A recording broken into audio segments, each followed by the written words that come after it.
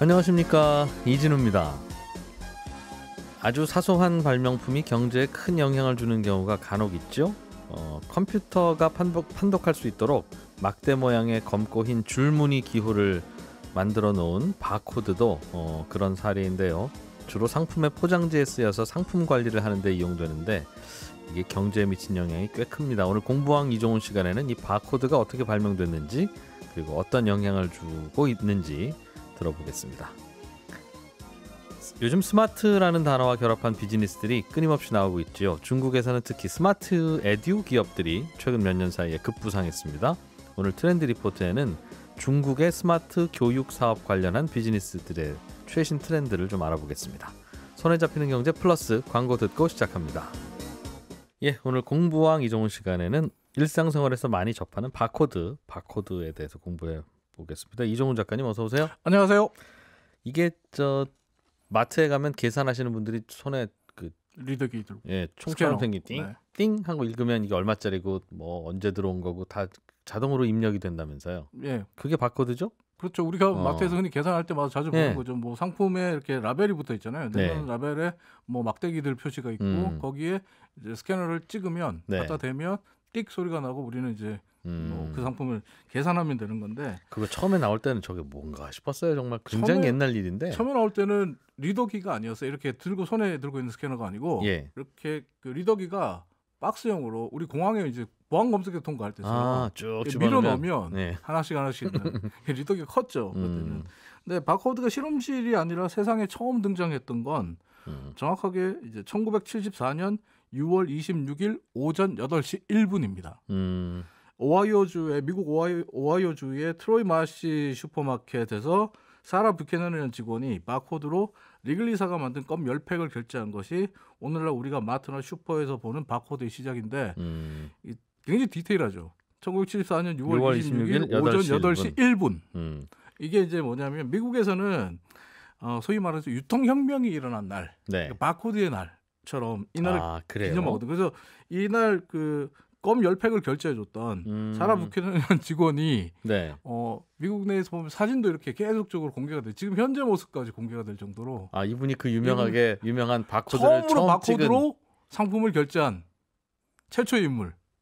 보통 우리는 그런 일이 기념하고 싶더라도 보통은 바코드를 발명한 분이나 아니면 그 바코드가 처음 사용된 가게의 사장님이나 보통 그런 분들을 기리는데 여기는 정말 이걸 이분이 이제 최초로 바코드를 결제를 했는데 바코드를 읽으려고 그 스캐너 안에 위에 올려놓은 그 직원분을 그렇게 기념해요. 그렇죠. 실제로 이분 같은 경우에 뭐 사라 부캐넌 같은 경우에 아까도 말씀드렸지만 그 당시에 리더기가 이제 통과시키는 거지, 상품을 통과시키는 거니까 이분이 한 일이라고 이렇게 상품을 밀어넣는 일밖에 없었거든요.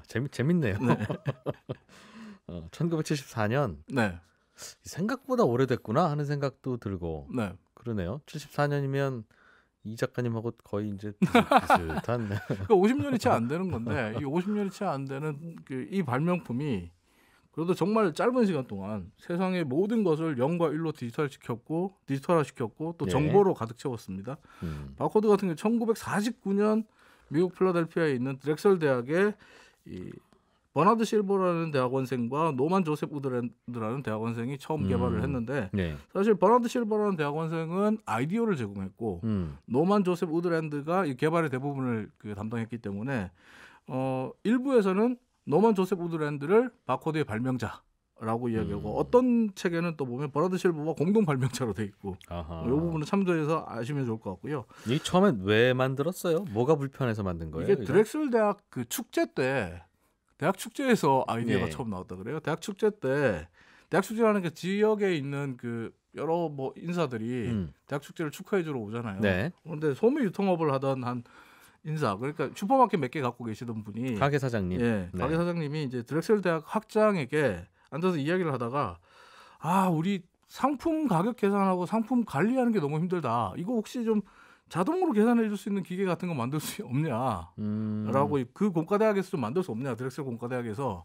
뭐가 구체적으로 힘들었던 거예요? 그러니까 이게 사실은 소매 유통업이라는 게 그 당시 슈퍼마켓 같은 경우에 수천 개의 제품, 수많은 브랜드 이런 것들 다 들여놔야 돼요. 뭐가 팔려 나갈지 모르니까. 그렇죠. 다 소량 다품종.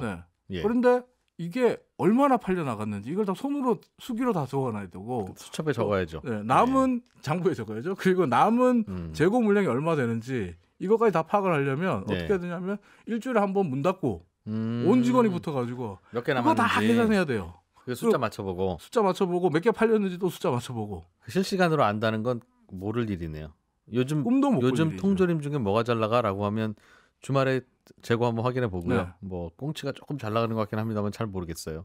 알 수가 이런 정도가 그렇죠. 최선이에요. 게다가 이게 뭐 사실 어떻게 보면 하루 통으로 문을 닫고 직원들이 다 붙어서 그 일을 한다는 건 고용주 입장에서 보면 슈퍼마켓 운영자 입장에서 보면 시간 손실뿐만 아니라 비용적인 손실까지 같이 발생하는 거죠. 그래서 팔 때마다 엑셀에다가 입력하면 되지 않느냐라고 엑셀이 말씀을 없었죠. 하실 수 있겠으나 이때는 엑셀도 없었고 1949년, 48년입니다. 네, 아무것도 없었어요. 네. 장부에 손으로 적는 것도 너무 힘든 일이었고 그러다 보니까 이제 드렉셀 대학의 그 학장에게 이 그 슈퍼마켓 사장님이 그런 거 좀 만들어 주세요라고 부탁을 해요. 예. 근데 그때 공과대학 학장이 그 얘기를 듣고 아니, 말도 안 되는 소리 합니까?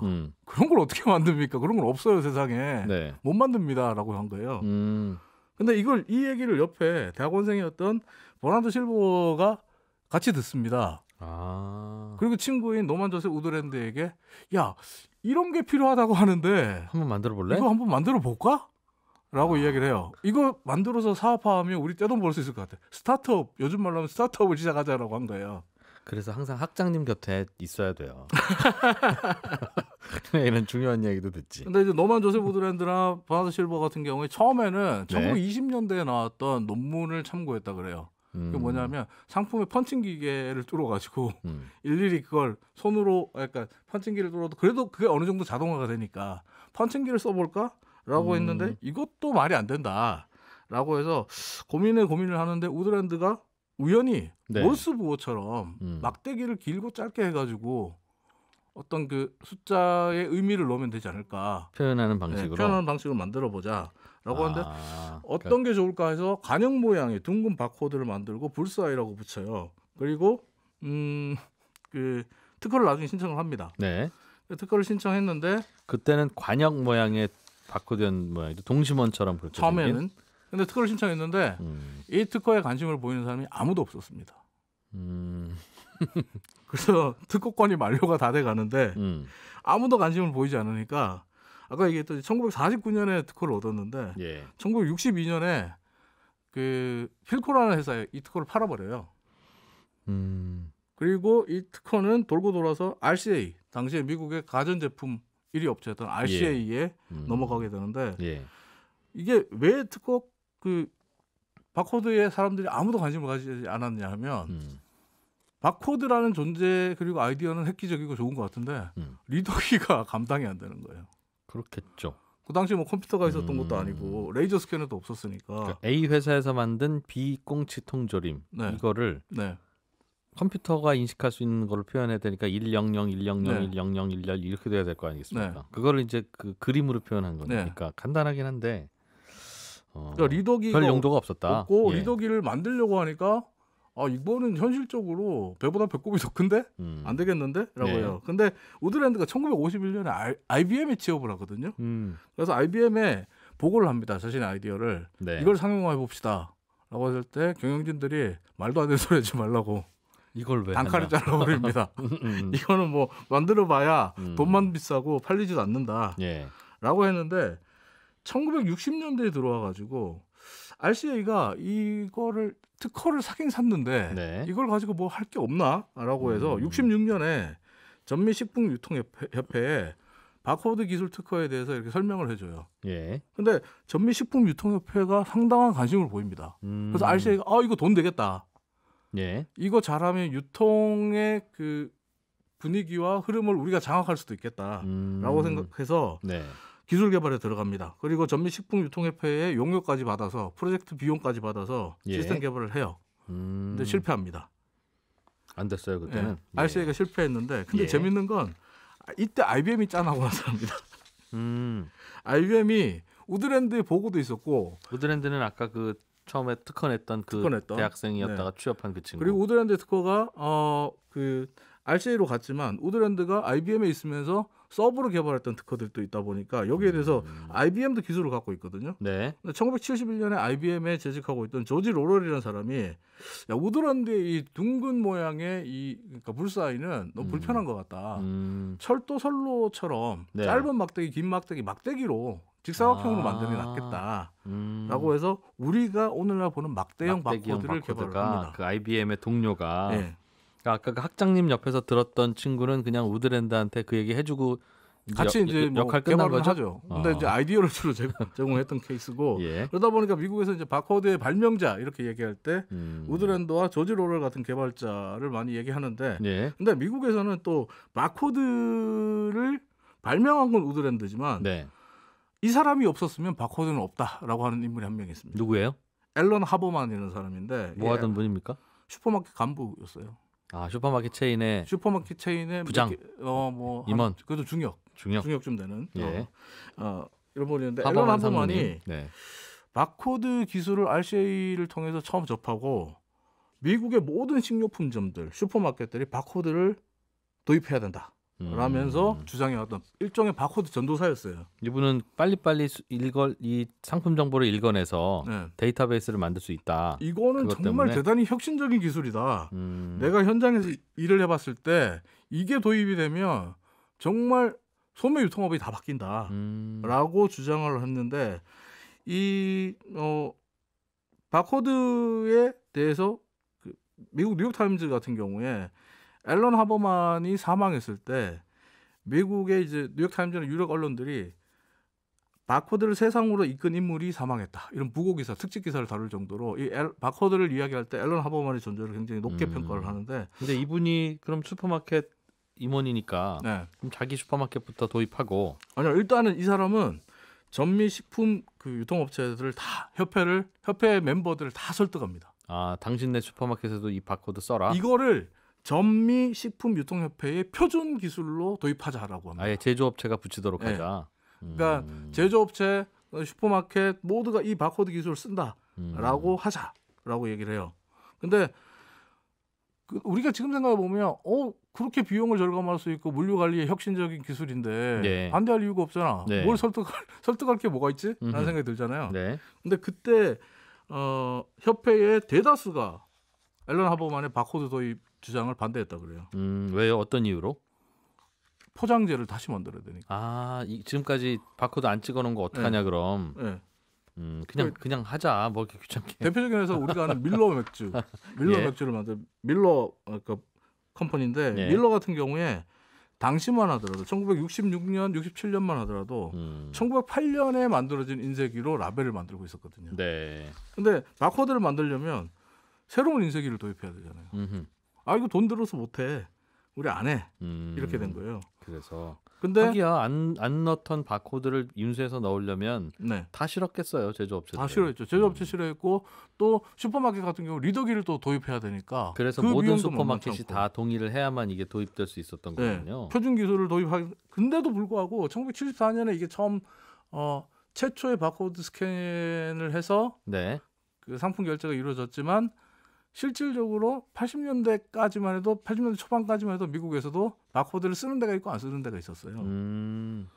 근데 이제 그 앨런 하버만의 노력 덕분에 그래도 예. 74년에 드디어 바코드가 등장을 했고 네. 73년에 사실은 바코드를 표준 기술로 전미식품유통협회가 선정을 해서 쓰게 되는데 바코드가 등장하면서 유통혁명을 가져오게 되는데 이 소위 바코드가 유통혁명의 총화로 떠오르게 된 배경에는 또 한 명의 인물이 더 있습니다. 그게 누구냐 하면 월마트의 창업자인 샘 월튼입니다.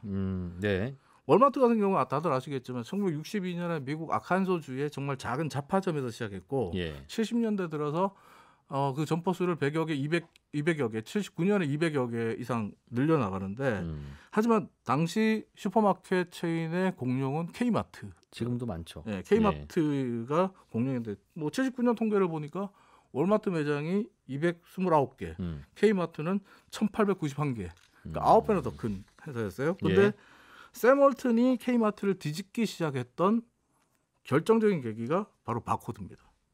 바코드는 월마트에만 있었나 봐요. 월마트가 어떻게 보면 가장 선도적으로 도입했다. 도입을 한 이거 도입하면 뭐가 좋아지는데요? 앞서 말씀드렸던 재고 관리가 쉬워진다. 재고 관리나 물류혁명이 좋아집니다. 뭐가 근데, 부족하고 뭐가 없는지를 자세하게 바로바로 알 수 그렇죠. 있으니까. 근데 결정적인 한 가지가 있습니다. 고객 입장에서 계산 시간이 정말 짧아집니다. 아, 띠릭 이렇게 네. 하는 거. 예. 그러니까 일일이 금전출납기를 써가지고 계산을 하게 되면 예. 고객이 계산하는 대기줄이 길어져요. 그렇죠. 마트에서. 근데 빨리빨리 하고 나가는 거죠. 예전에는 저 그 슈퍼마켓에서 물건 계산할 때 진짜 전자계산기로 두드렸던. 네. 지금도 전자계산기 중에 하죠, 그 작은 쓰리판한 데는. 커는 거를 네. 슈퍼용 계산기라고 부르잖아요. 네. 음. 그래서 이제 당시에 K마트를 비롯해서 미국의 대부분의 슈퍼마켓들이 바코드 시스템이 아니라 금전출납기, 예. 전자계산기 옆에 놓고 금전출납기 두들겨 가지고 음흠. 계산했단 말이에요. 근데 월마트는 바코드를 쓰니까 예. 고객 입장에서는 대기 속도가 너무 짧은 거예요. 월마트 가자. 그래서 월마트를 좋아하기 시작했다. 그리고 앞서 말씀드린 대로 그 바코드가 등장하면서 샘월튼과 월마트는 소위 말해서 정보 전산화가 이루어지면서 재고 예. 관리, 물류 관리 그리고 유통 비용 등이 완전히 절감되기 시작했죠. 그러니까 더 싼 가격을 또 제공할 수 있는 거예요. 예. 그래서 자리 잡았다. 그러면서 이제 월마트 같은 경우는 샘월튼이 이 그 바코드 한번 쓰고 나서 완전히 신기술에 꽂힙니다. 그래서 포스기 최초로 도입하고요. 그리고 GPS 시스템과 바코드를 결합한 크로스토킹 시스템이라 그래서 자신들의 상품이 어디에 지금 와 있는지 이런 것들을 실시간 추적하는 시스템을 80년대 중반에 도입을 하고 예. RFID 기술에도 가장 먼저 앞장서서 나왔던. 그러니까 어떻게 보면 월마트는 바코드 이후에 전산화된 기업, 정보화 기업으로 바뀌었어요. 그렇게 해서 그러니까 이게 바코드가 도입되면 이렇게 편한데 네, 그러려면 이제 모든 상품들이 다 바코드를 찍어야 가능한 일이니까 그렇죠. 부착이 가능한 일이니까 쉽지는 않았겠네요, 그죠? 쉽지 않았죠. 이게 미국 대선에도 영향을 준 적이 있었다고요? 미국 바코드 대선에- 때문에 대선 결과가 뒤집어진. 92년 대선에 조지 예. 부시랑 빌 클린턴이 맞붙었거든요. 근데 조지 부시가 클린턴에게 밀렸던 가장 결정적인 이유가 예. 클린턴의 유명한 슬로건 바보야 문제는 경제야 이 슬로건 때문인데 예. 이게 미국 대중들에게 먹힐 수 있었던 게 바코드 때문이에요. 왜요? 바코드가 무슨 관계가 조지 있어요? 부시가 바코드 기술, 스캐너 기술을 극찬을 한 적이 있거든요. 이게 조지 92년 부시가? 2월 4일 예. 올랜도에서 열렸던 전미식품협회에서 부시가 슈퍼마켓 스캐너 보고 어마어마한 기술이다. 기적 같은 일이다. 근데 80년대 이미 스캐너를 쓰고 있었거든요. 그래서 미국 언론들이 부시는 지난 10년 이상 마트에 슈퍼마켓 처음 가서 가봤냐? 장을 본 적이 없는 사람 같다. 서민 경제 하나도 모르는 사람이다. 이런 인식이 이제 박혀버렸어요. 우리 이번 대선에도 비슷한 해프닝이 근데 이게 오해예요. 있었는데. 오해예요. 부시는 그때 본인이 본 스캐너가 찢어지고 뒤죽박죽된 그 라벨을 읽어내는 기술이었거든요. 그래서 이걸 보고 이 찢어진 것도 일래? 기적적인 야, 이 기적 대단하다. 같은 기술이다라고 했는데 근데 바코드를 보고 그런 줄 알고. 예, 이걸 바코드를 처음 본 사람, 스캐너를 처음 본 사람으로 인식을 하게 만들어버린 거예요. 그래서 결국 그래서. 대선에 실패하게 됐는데 우리나라 우리나라 같은 경우는 1988년 5월 20일에 바코드가 처음 등장을 합니다. 올림픽 직전. 올림픽 직전에. 예. 올림픽 직전에 바코드가 등장을 하는데 우리가 88년에 그 바코드를 처음 도입하면서 우리나라의 바코드 국가 코드가 880으로 시작합니다. 지금도 바코드에 그렇게 써 있죠. 네. 예. 880으로 시작하는데 어쨌든 앨런 하버만이 얘기를 했지만 바코드는 미국이 최초로 만들어냈고 미국의 방식이 전 세계에 통하게 만들었던 예. 그리고 우리가 지금 누리는 대량 싼 값에 대량 소비가 가능해지게 만들어준 유통혁명과 소비혁명을 일으킨 아주 대단한 발명품입니다. 머리 좋은 어떤 분이 만든 뭔가가 있으면 이거 다 한꺼번에 도입해야 되는데 처음에는 되게 쉽지는 고생했죠. 않아서. 처음 발명하고 20년이 넘게 사장됐으니까. 그러네요. 자, 오늘 바코드에 대한 이야기. 바코드가 없었으면 지금도 계속 슈퍼마켓에서 2,730원 더하기 12,750원 더하기 이거 하고 있었겠네요. 그러니까 마트 가면 줄이 끝도 없는 거죠. 그렇습니다. 예, 공부왕 이종훈 작가였습니다. 고맙습니다. 감사합니다. 예, 1부 여기에서 마무리하고 잠시 후 2부에서 찾아뵙겠습니다. 중국이란 나라는 어떻게 보면 폐쇄적인 나라이기도 하지만 또 그 안에서 벌어지는 첨단 산업들을 보면 세상에서 가장 개방된 나라 같이 보일 때가 있습니다. 중국의 다양한 산업 중에서 이러닝, 온라인 교육 사업도 그런 분야인데요. 최근에 스마트 에듀케이션을 표방하는 기업 가치가 1조 원이 넘는 유니콘 기업들이 많이 등장해서 각광을 받고 있는데 또 요즘엔 중국의 사교육 시장은 또 중국 정부의 정책 때문에 또 이런저런 많은 변수들이 있는 것 같기도 합니다. 오늘은 중국의 스마트 교육 사업 비즈니스 트렌드를 쭉 한번 살펴보려고 해요. 로그인디 조현경 대표입니다. 어서 오십시오. 네, 안녕하세요. 이게 용어가 네, 이러닝이라고 하기도 하고 네, 그러니까 러닝은 배우는 건데 이니까 이제 뭔가 인터넷을 통해서 배우는 거겠죠? 네. 요즘엔 스마트 뭐 에듀. 교육, 스마트 에듀라고 부르기도 하고 네. 그게 그거죠? 이러닝이 조금 더 그 큰 범위에 전체적으로 스마트 에듀라고 하는 것들도 포괄시키는 개념이라고 예. 보면 될 것 같고요. 그러니까 예. 예를 들어서 학습자, 그다음에 음. 콘텐츠, 플랫폼, 온라인 플랫폼이 있으면 오프라인에서 강의하던 것을 그대로 온라인으로 볼 수 있는 것, 이것도 이러닝에 포함하는데 스마트 에듀라고 얘기하는 거는 에듀테크. 그러니까 교육 시스템에 적용하는 여러 가지의 기술들이 적용된 교육 방식. 이를 이제 스마트 에듀라고 얘기를 합니다. 뭔가 조금 첨단 기술이 더 들어가야 된다. 그렇죠. 그냥 보여주는 걸 인터넷으로만 볼 수 있는 것 정도까지는 스마트는 안 붙여준다. 이 네, 말이네요. 네, 네, 네. 그래서 여기서 말하는 기술이 네. 에듀테크라고 하는 기술인데요. 예. 이 기술이 적용된 스마트 에듀라고 하면 어떤 것들이 가능하냐면 뭐 지능형 맞춤 학습 그리고 뭐 자기 주도적 학습 이런 말들 이제 교육에서 많이 쓰고 있는데 이게 스마트 에듀에서 학습자의 어떤 학습 수준이나 예. 또 이 학습해가는 어떤 속도 그리고 이해의 범위 그리고 이 학습자의 태도 뭐 이런 것까지 다 분석을 해서 거기에 맞춰서 진도나 문항이나 뭐 과제나 이런 것들이 이제 이렇게 달라진다라는 거죠. 그게 스마트 에듀라고 하는 것입니다. 똑같은 거 배우는 게 아니라. 네, 그러니까 학습자마다 각각 시간도 다르고 내용도 다르고 레벨이나 이런 것들도 달라지는 거죠. 이렇게 해야 되는데 사실은. 맞춤형 교육인 거죠. 그렇겠어요. 네. 그러니까 똑같은 교과서라도 누구는 뭐 지금 시작 동시에 해도 2단계로 가는 분도 있고 뭐 네. 벌써 5단계가 있는 분도 있고 그럴 테니까 네. 다양한 방식의 맞춤형 교육이 가능하다. 네. 그래서 이 스마트 에듀에는 교과서도 보통 디지털 교과서라고 얘기를 해요. 그러니까 우리가 이러닝 일반적으로 온라인 교육이라고 하면 같은 교재를 가지고 같은 속도로 이렇게 수업을 듣는다면 이 스마트 에듀는 교과서 자체도 디지털 교과서라고 해서 상호작용이 매우 중요합니다. 그래서 학습자 주도형으로 돼야 되다 보니까 이 학습자 아까 말씀드린 것처럼 학습자의 속도, 이해 수준 이런 거에 따라서 교과서도 이제 달라지는 거죠. 페이지도 넘어가는 것이 달라지고. 그러니까 이 문제를 맞추면 요 페이지 넘어가고 네. 못 맞추면 다른 페이지로 넘어가고 그렇게 설계해 놓은 모양이에요. 그렇죠. 네, 그렇게 되어 있습니다. 예. 그런데 이런 스마트 에듀 기업들이 중국에서 그 기업 가치가 보통 이제 우리가 유니콘 기업이라고 하면 창업한 지 10년이 안 된 그 비상장 스타트업 중에서도 네. 기업 가치가 10억 달러 이상인 기업을 이제 보통 우리가 유니콘 기업이라고 하는데 예. 이 글로벌로 봤을 때 스마트 에듀 기업의 상위 10개 중에 4개가 중국 기업이 차지를 하고 있었어요. 그래서 이 스마트 에듀 하면 중국과 미국이 거의 이 시장을 주도를 하고 있었는데 이 중국이 갑자기 이렇게 스마트 에듀 시장이 커진 데의 그 배경에는 그 78년부터 이제 중국이 개혁 개방을 시작을 하면서 중국인들의 어떤 그러니까 경제 성장이 비약적으로 성장하면서 중국인들의 소비 패턴이 이제 좀 굉장히 다양해진 거죠. 근데 그 소비하는 과정에서 이들이 가장 투자를 많이 하는 것이 교육이었고 그 교육 중에서도 세분화해 보니까 사교육 시장이더라.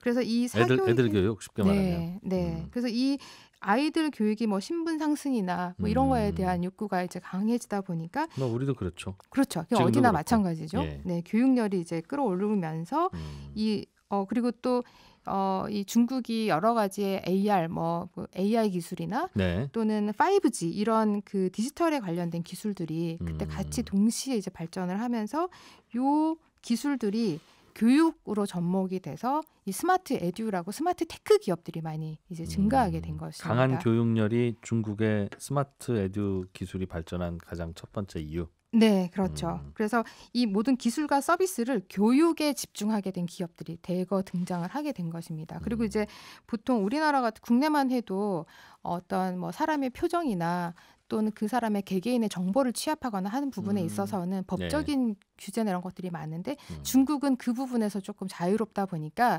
기술을 가지고 적용할 수 있는 디테일한 빅데이터를 모을 수 있는 것들이 많았던 거죠. 그래서 그게 이제 교육 시장의 접목이 됐고 네. 그 시장으로 인해서 이 유니콘 기업들이 이제 대거 많이 등장을 하게 등장했다고요? 되는데요. 예. 네. 이 스마트 그 디지털 교과서라고 보면은 보통 그냥 단순히 디지털화하는 차원을 넘어서서 이 교과서 안에는 360도 카메라도 들어가 있고 그리고 그 360도 카메라로 촬영한 어떤 영상들이 들어가 있어서 교과서에? 네. 그럼 모니터에 그게 뜬다는 거죠? 그렇죠. 화면을 어. 통해서 볼 수가 있는 거죠. 파리 사진 그래도 앞으로도 돌려보고 뒤로도 돌려보고 그렇죠. 뒤집어도 보고 확대해서 볼 수도 있고. 가능하다 네. 모니터에서. 그리고 이제 증강현실이나 가상현실 이런 것들이 이 교과서에 실제 탑재가 되어 있고 또 선생님 같은 경우에 교사 같은 경우에도 인공지능 로봇이 이 교사로 이제 머신러닝이 작동하는 로봇이 이 안에 이제 이 교과 과정에 들어가 있음으로 인해서 학습자의 수준이나 학습자와 커뮤니케이션을 하면서 거기에 맞는 조언과 가이드를 해주는 거죠. 그러니까 멘토 역할을 해주는 조력자 역할을 해주는 그런 교사도 AI 로봇, 머신러닝이 적용이 되어 있고요. 이런 것들이 이제 그 서비스로 개발이 되면서 2020년도까지 중국의 이 스마트 에듀 기업만 이 서비스라는 기업만 2만여 개가 넘었다고 해요. 이 수거. 산업이 굉장히 크기도 크고 네. 야, 뭐 그냥 그 파리 사진 하나 찍는데 뭐 이렇게 360도를 돌리고 있어 네. 라고 하지만 네. 이게 한 학년에 2천만 명입니다, 사장님. 그렇죠. 그러니까 그리고 안 많은 가본 인구, 친구들도 많이 있고 사진으로 인구. 보는 것과 또 음. 이렇게 직접 경험해보고 실제감을 느끼게 해주는 아, 그런 기술들이 가능하다 보니까 이 디지털 교과서에 투자하고 여기에 이제 그 컨텐츠를 담는 그런 기업들도 굉장히 많아지게 됐고요. 그래서 2021년도 한 5월까지도 이 예. 기업들이 급성장을 했는데요. 작년 이맘때까지. 네. 예. 그런데 문제는 이제 2021년 7월 음흠. 시점이 이제 큰 어떤 그 자, 변화의 저희도 계기를 맞게 되는데 들었어요. 중국 정부가 네. 사교육이라고 하는 게 양극화의 시발점이기도 하고 네. 또 부모들이 고통스러운 원인이기도 하고 네. 기껏 돈 벌어서도 여기다 다 쏟으니까 사람들이 불행해하고 그렇죠. 그러니까 단속하고 금지한다고 발표했죠. 네. 그리고 그 원인을 그 우리가 왜 이 사교육 시장을 단속하느냐 하는 거에서 여러 따져가 보다 보니까 출산율이 저하하는 원인이 바로 이 교육비에 대한 부담 때문이다라고 하는 게 궁극적으로 이제 그 뭐 그렇게 결론이 내려졌다라고 예. 얘기를 하면서 이 사교육 시장을 단속을 하게 되는데요. 오프라인 사교육 시장 학원뿐만이 아니라 온라인으로 이렇게 열심히 비즈니스를 잘하고 있던 기업들마저도 이 단속의 대상이 된 겁니다. 완전히 하지 말라고 했더군요. 학원은 문 닫고 네, 맞아요. 사교육을 해도 좋은데 비영리로 해라. 그러니까 누가 무슨 자원봉사하려고 에듀테크 개발하는 것도 아니니까. 네, 그리고 가장 많이 사교육을 투자하는 그 연령대가 15살 정도까지인데 그까지의 기준을 또 이렇게 단속 기준을 둔 거예요. 예. 그래서 이 기업들이 하루아침에 전국 정부에서 단속을 하기 시작하니까 예. 뭐 예를 들어 이런 기업들도 있었습니다. 학원인데 보통 이런 학원들은 아파트 단지나 주거 단지에 굉장히 잘 보이는 곳에 있을 거 아니겠어요. 보통 1층이나 뭐 이렇게 있을 텐데 거기를 갑자기 서비스를 못 하게 되니까 뭐 음식점으로 바꾸거나 카페로 바꾸거나 이렇게 뭐 피자 가게로 바꾸거나 예. 이렇게 하다 보니까 만평에서 어떤 얘기까지 나왔냐면 커피를 주문하면 하버드대 출신의 졸업생이 커피를 내려준다, 배달해준다, 피자를 배달해준다 아. 이런 얘기가 돌 정도로 그 하버드대 그 출신의 그 학생 내지는 그 직원은 그 이러닝 디지털 에듀테크 하는 직원으로 들어왔는데 네. 갑자기 망해서 네, 커피를 내리고 피자를 커피숍. 배달하고 이렇게 해야 되는 커피숍 사장이 되고 커피숍 직원이 되게 되는 거죠. 실제로 그 단속이 시행됨과 동시에 거의 90% 이상의 그 기업들이 직원들을 다 감원을 했고요. 네. 2만 명에 해당하는 직원을 둔 그 에듀테크 기업도 90%를 직원을 감원을 야. 했습니다. 그래서 이들이 내린 결론은 비즈니스 방향을 바꾸거나 또는 해외로 진출하는 수밖에 없게 된 거죠. 그래서 중국에서는 이 기업들이, 사업을 못 하니까. 네. 그래서 이 야. 기업들이 처음에는 당분간은 중국에서 조금 더 데이터를 더 모으고 서비스의 정교화를 해야겠다라고 했다가 이제 갑자기 해외로 눈을 돌리게 됩니다. 작년 7월 이후에. 네. 그래서 올해만 해도 이 스마트 에듀 중국 기업들이 국내에도 많이 진출해서 이제 시장 를 보고 있고요. 우리나라로도 네, 왔다고요? 네. 오. 한국이 교육열이 굉장히 높고 예. 한국과 일본이 교육열이 높다라고 판단이 해서 미국은 또 미국의 스마트 에듀 교육들이 이미 잡고 있기 때문에 아시아 쪽을 먼저 보면서 예. 한국과 일본을 중심으로 이제 진출을 모색을 하고 있습니다. 우리나라도 디지털 교육 많이 하는데 네. 특히 EBS 교육 방송에서 출발한 네. 그런데 아까 말씀드린 것처럼 예. 에듀테크 기술이 정교하게 접목되어 있는 그 스마트 에듀는 네. 사실 중국만큼 진행이 되고 있지는 않아요. 이게 여러 가지 법적인 규제나 데이터를 모집하는 거에 있어서도 네. 개인정보 보호 때문에 사실 안 되는 부분이 많거든요. 이 학생이 뭘 모르고 하는지에 대해서 다 분석하고 하는 것 자체가 프라이버시 침해다. 그렇죠. 오. 네, 왜냐하면 이걸 수집을 하려고 그러면 예. 센서나 카메라나 이런 것들을 달고 있어야 되잖아요. 그리고 그걸 수집해서 거기에 맞는 무언가를 제공을 해야 되는데 그러다 보니 사실 우리나라는 기술력이 부족해서가 아니라 법적인 여러 가지 요인 때문에 중국이 제공하는 스마트 에듀랑은 조금 다른 모습을 띠고 있습니다. 그래서 지금 그 바이트 댄스라고 하는 그러니까 우리가 더 많이 알려진 서비스로는 틱톡인데요. 예. 틱톡이 중국에서 원래 이 회화 영어를 가르치는 교육을 가르치는 그런 교육 서비스를 진행을 하고 있었는데 마찬가지로 규제의 대상이 되면서 이 바이트 댄스의 교육 사업 분야가 지금 또 한국에 들어와 있습니다. 그래서 틱톡으로 교육을 한다는 게 무슨 말이에요? 틱톡 서비스를 출시한 그 바이트 댄스라고 하는 회사는 원래 교육 사업을 하던 곳이에요. 그리고 뉴스 큐레이션 서비스를 제공하던 회사입니다. 그리고 음악을 큐레이션해서 짧은 영상을 제공하는 틱톡이라는 서비스를 뒀는데 바이트 댄스의 사실은 큰 비즈니스 모델 중에 하나는 온라인의 그 스마트 에듀입니다. 네, 원래 교육업체였어요? 네, 맞습니다. 그래서 그런 에듀테크 기술을 가지고 있는 중국에서도 그럼 그 틱톡이 교육 사업도 했었어요? 네, 했습니다. 그런데 이제 여기도 단속의 대상이 되다 보니까 당연히 단속 대상은 됐겠죠. 네, 교육 사업이라는 건 그럼 어떤 콘텐츠를 디지털화해서 만들고 제공하고 그걸 볼 수 있게 연결해주고 뭐 그런 거? 아까 말씀드린 것처럼 스마트 에듀의 교육 사업인데요. 그러니까 말 그대로 디지털 교과서나 뭐 이 회사에서는 그 스마트 스탠드라는 걸 출시를 해서 제품을 실제 출시를 했어요. 스마트 스탠드? 네, 그 스탠드를 딱 쓰게 되면 스탠드에 디지털 화면도 들어가 있고 카메라나 센서들이 장착이 돼 있어서 감시하는구나. 네, 감시하면서 자세는 어떤지 졸고 있지는 않은지 그걸 부모님한테 알려줘요? 네, 부모님 직접 볼 수가 있어요. 얼마예요? 한 10만 원대입니다. 팔아요? 중국에서 굉장히 많이 열풍적으로 판매가 됐고요. 구매가 가능합니다. 그거 만들어 팔았군요. 네. 그래서 그런 걸 통해서 사실은 이제 감시의 목적보다는 중국은 조금 상황이 다른데요. 중국의 대다수의 굉장히 많은 그 부모들이 자녀와 떨어져서 생활하면서 사회생활을 하고 있대요. 그러니까 보통 이제 할머니 할아버지들이 멀리 떨어진 지역에서 자녀를 돌봐주고 그렇기도 하죠. 네, 그래서 그러다 보니 자녀와 화상 통화를 할 시간도 아빠가 일하는 시간에는 아이가 자고 아이가 깨어있는 시간에 아빠가 자야 되니까 화상 통화도 자유롭게 못하고 그러니 이런 스마트 스탠드를 통해서 공부하는 모습도 지켜보고 가끔 사진으로 보내주기도 하고 네, 그리고 뭐 목소리도 들려줄 수도 있고 네, 그러고서 뭐 공부를 열심히 하고 있으면 뭔가 선물을 뭐 해주거나 그리고 내가 아빠가 네가 공부하는 거를 멀리서라도 지켜보고 있다. 실제 이 제품의 광고가 그렇게 하고 있어요. 그런 식으로. 네. 시골에서 아빠는 보고 있다 하면 그 스탠드 등불 스탠드에 무슨 작은 모니터가 있어서 네, 화면으로 볼 수가 있어요. 목소리도 들을 수가 있고. 시골에는 아빠도 나오고 엄마도 나오고. 네, 맞습니다. 공부하는 중간중간에 그게 이제 보여지는 거죠. 커뮤니케이션 할 수 있는 거죠. 그렇죠. 근데 사실 그거는 학습 그 선생님을 위한 메뉴거든요.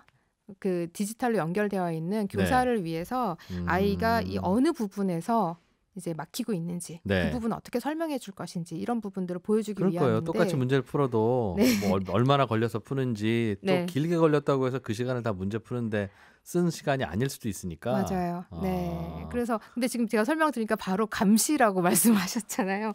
국내에서는 감시용으로 쓰일 가능성이 높겠죠. 아이 중국 사람 사는데 똑같아요. 중국에서도 겸사겸사 감시용이에요. 사실은 그게 목적이 가장 클 겁니다. 그럼 단순하게 그 격려 메시지만 줄 거면 보내는 기능만 하지 학생들 상황을 왜 굳이 그쪽으로 보내겠어요. 맞네요. 그런 것들이 더 특별한 규제 없이 더 큰 시장에서 개발되다 보니까 우리나라나 일본 시장에도 이런 중국산 그런 제품들이 먹힐 수도 있겠다. 그래서 국내에 이제 이 스마트 에듀테크 기업들이 들어오면서 아마 국내에 와도 굉장히 협업을 많이 할 것으로 그렇겠네요. 예상이 되는데요. 이 에듀테크가 적용된 어떤 그런 서비스들과 협업하면서 국내 기업들이 이들의 그 기술 역량이나 이들이 구축한 데이터, 학습자들에 대한 데이터 이런 거를 어떻게 효과적으로 활용할 수 있는지 그리고 시너지를 창출할 수 있는지 이런 부분들을 좀 눈여겨 보시면 좋을 것 같고요. 이 말씀드렸던 것처럼 에듀테크와 관련해서는 기술뿐만이 아니라 에듀테크가 적용된 학습 관련된 제품들도 많이 개발돼서 나오고 있어요. 아까 말씀드린 스마트 스탠드 같은 것처럼. 그런 것들을 다음 시간에 한번 쭉 이어서 소개를 한번 해드리겠습니다. 스마트 스탠드. 부모 입장에서 지은 이름이에요, 그죠? 그렇죠. 스마트한 학생 입장에서 이게 왜 학생 입장에서 감시용 스탠드. 중국에서 한참 성장하던 에듀테크 산업이 중국 정책으로 인해서 걸림돌을 맞이하게 돼서 그게 이제 우리나라로 빨리 넘어오고 있다는 소식 잘 들었습니다. 로그인디 조현경 대표였습니다. 고맙습니다. 고맙습니다. 저는 내일 아침 8시 30분에 손에 잡히는 경제로 인사드리겠습니다. 지금까지 이진우였습니다. 고맙습니다.